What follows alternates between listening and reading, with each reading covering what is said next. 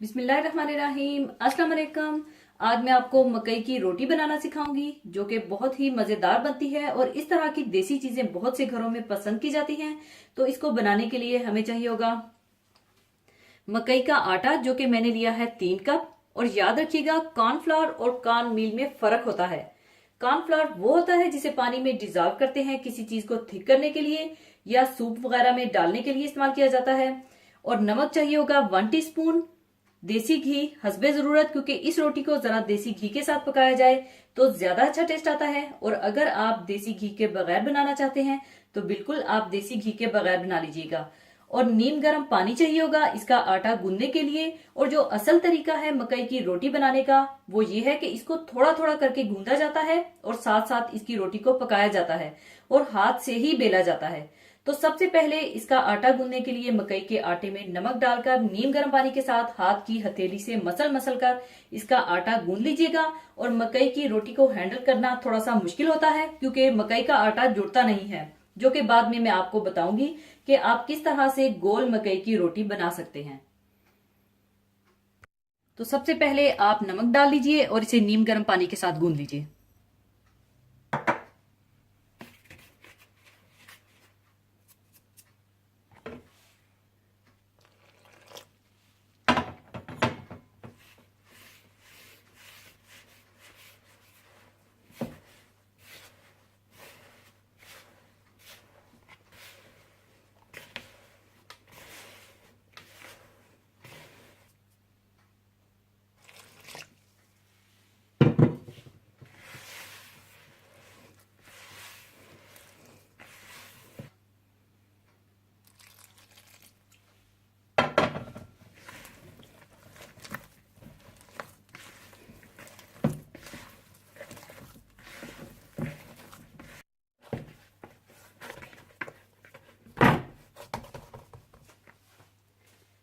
आटा गूंदने के बाद आप एक साफ प्लास्टिक की थैली लेकर दरमियान से काटकर ऊपर थोड़ा तेल या घी लगा लीजिएगा और पेड़ा बनाकर इसमें रखकर बेल लीजिएगा।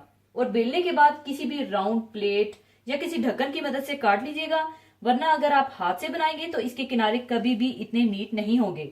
और अगर आप राउंड नहीं करना चाहते तो बिल्कुल कोई मसला नहीं है, आप इसे ऐसे ही बना सकते हैं।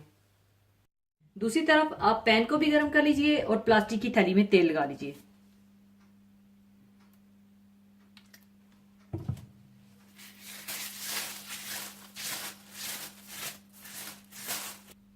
सब तरफ तेल लगाने के बाद आप पेड़ा बनाकर प्लास्टिक की थैली में रखकर बेल लीजिए।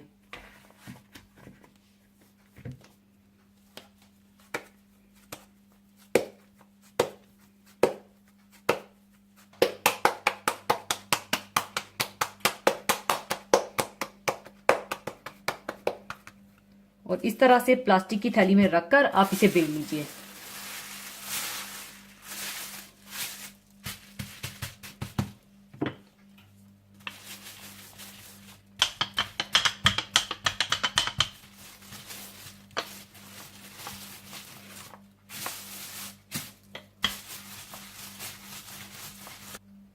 बेलने के बाद आप किसी भी राउंड चीज के साथ आप इसे काट लीजिए।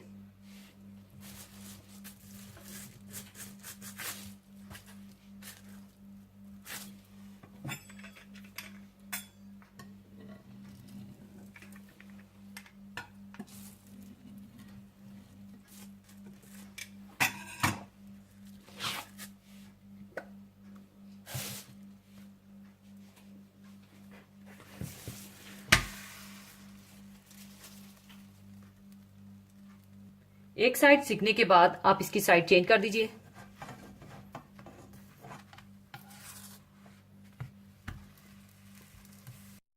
दूसरी तरफ देसी घी डाल लीजिए और इसे फिर से पलट कर पका लीजिए।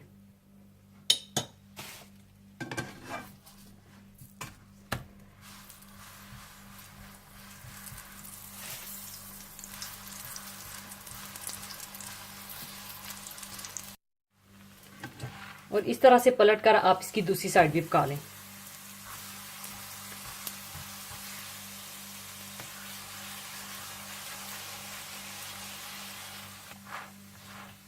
लीजिए मकई की रोटी तैयार है और इसी तरह से आप दूसरी रोटियां भी बना लीजिए।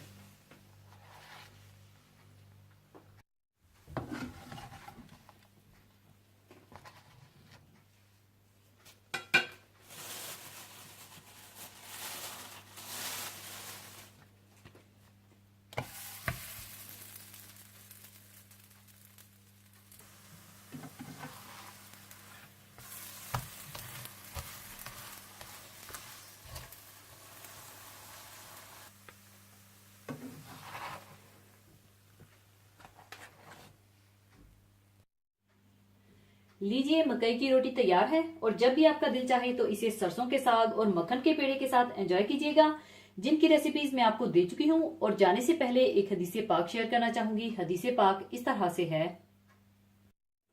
हजरत अनस रजी अल्लाह ताला अन्हु से रवायत है कि रसूलुल्लाह सल्लल्लाहु अलैहि वसल्लम ने इरशाद फरमाया कि क़यामत के दिन दोज़ख में रहने वालों में से, यानी इन लोगों में से जो अपने कुफ्र शिर्क की वजह से दोज़ख में जाने वाले होंगे, एक ऐसे आदमी को लाया जाएगा जिसने अपनी दुनिया की जिंदगी नहायत ऐशो आराम के साथ गुजारी होगी, और फिर इसको दोज़ख की आग में एक गोता दिलाया जाएगा, यानी सिर्फ एक लम्हे के लिए दोज़ख की आग में डालकर फौरन निकाल लिया जाएगा।